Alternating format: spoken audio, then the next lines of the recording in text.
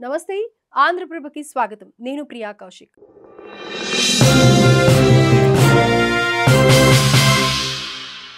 రోటీనా తూటానా పాకిస్తాన్ కు Modi strong warning కుక్కతోక వంకర అన్నట్లుగా ప్రతిసారి తోక జాడిస్తున్న పాకిస్తాన్ కు భారత్ మరోసారి స్ట్రాంగ్ వార్నింగ్ ఇచ్చింది ఉగ్రవాదాన్ని అంతం చేసి శాంతి మార్గాన్ని ఎంచుకోకపోతే ఇక మరణ శాసనమేనని తేల్చి చెప్పింది రొట్టెలు తిని ప్రశాంతంగా బతుకు లేని పక్షంలో భారత్ బుల్లెట్లకు బలవుతావని హెచ్చరికలు జారీ చేసింది పాకిస్తాన్ తీరుపై భారత్ ప్రధాని నరేంద్ర మోదీ తీవ్ర స్థాయిలో ధ్వజమెత్తారు భారత్ను ద్వేషించడమే పాకిస్తాన్ పనిగా పెట్టుకుందన్నారు ఇండియాకు ఏ విధంగా హాని కలిగించాలా అనే యోచనలో ఉంటుందని విమర్శించారు పేదరికాన్ని నిర్మూలించి ఆర్థికాభివృద్ధి సాధించే దిశగా భారత్ ముందుకు వెళ్తుంటే పాక్ మాత్రం ఉగ్రవాదులను పెంచి పోషిస్తుందని మండిపడ్డారు ఈ టెర్రరిజం అనే రోగాన్ని పాక్ దేశ యువతే నయం చేయగలరని చెప్పారు ఉగ్రవాదాన్ని నామరూపాలు లేకుండా చేయడానికి పాక్ ప్రజలు ముఖ్యంగా యువత ముందుకు రావాలని కోరారు మోదీ ప్రపంచంలోనే భారత్ 4వ అతిపెద్ద ఆర్థిక వ్యవస్థ కలిగిన దేశంగా ఎదిగితే పాకిస్తాన్ ఎక్కడ ఉందో ఆ దేశ ప్రజలు ఆలోచించుకోవాలన్నారు ఉగ్రవాదాన్ని ప్రోత్సహించిన వారు మీ భవిష్యత్తును కూడా నాశనం చేస్తున్నారని చెప్పారు ఇప్పటికైనా ఉగ్రవాదాన్ని అంతం చేయడానికి పాక్ ప్రజలంతా ముందుకు రావాలన్నారు మోదీ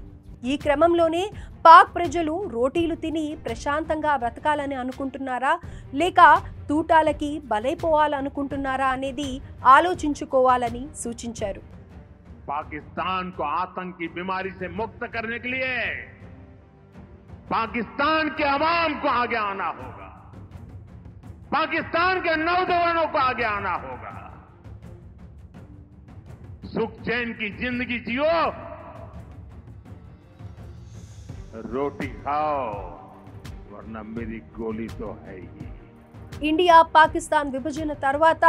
పాక్ భారత్ పై శత్రుత్వాన్ని పెంచుకుందని ద్వేషంతో రగిలిపోతోందని విమర్శించారు భారత్ టూరిజంపై నమ్మకంతో ప్రజలందరినీ ఏకం చేస్తుందన్నారు కానీ పాక్ మాత్రం టెర్రరిజాన్నే టూరిజంగా భావిస్తుందని చెప్పారు ఇది ప్రపంచానికే పెద్ద ముప్పుగా పరిణమిస్తుందని తెలిపారు పహల్గాంలో ఉగ్రవాద దాడి ఘటన తర్వాత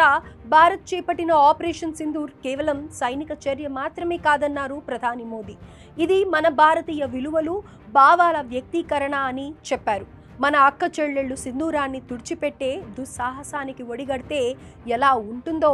ఆపరేషన్ సింధూర్లో తెలియజేశామన్నారు ఈ ఆపరేషన్లో భాగంగా పాకిస్తాన్ పాక్ ప్రేరేపిత